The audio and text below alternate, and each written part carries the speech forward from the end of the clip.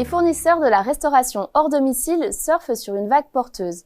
L'essor inédit de la livraison et de la vente à emporter pousse les Français, toujours plus connectés, vers les restaurants présents en ligne et autres dark kitchens, à tel point qu'ils gagnent des parts de marché sur le commerce de détail alimentaire.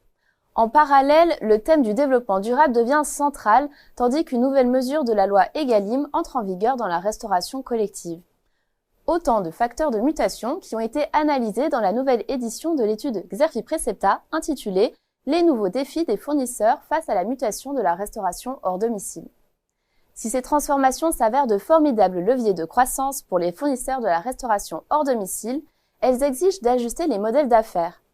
Il leur faut aussi s'adapter au jeu concurrentiel, un jeu bousculé par la digitalisation accélérée des usages. Surtout, ils doivent répondre à court terme aux effets délétères de la pandémie sur l'activité et les marges de la filière sur fond de résurgence de l'inflation. Grossistes-livreurs, cash and carry, prestataires logistiques, producteurs, retailers, quels sont les acteurs les mieux placés pour affronter ces nouveaux défis? Comment les acteurs retrouveront-ils leur niveau d'activité d'avant-crise? Le jeu concurrentiel peut-il être perturbé par l'émergence des plateformes de circuit court? Au travers d'études de cas, l'étude passe au crible les stratégies déployées pour répondre à ces différentes questions.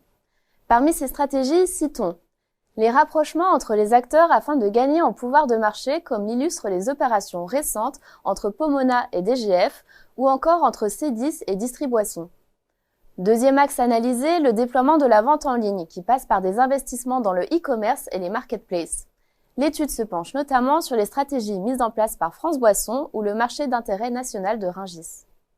Les fournisseurs de la RHD développent également des gammes de services, à l'instar de Métro, pour se positionner en tant qu'interlocuteur unique des restaurateurs. Enfin, l'étude décrypte la montée en puissance des initiatives en matière de stratégie RSE et autres démarches durables à travers le bio, le local ou encore la réduction des déchets et du gaspillage alimentaire. Des leviers d'amélioration actionnés par des acteurs comme Bridor ou Dossi Food Service.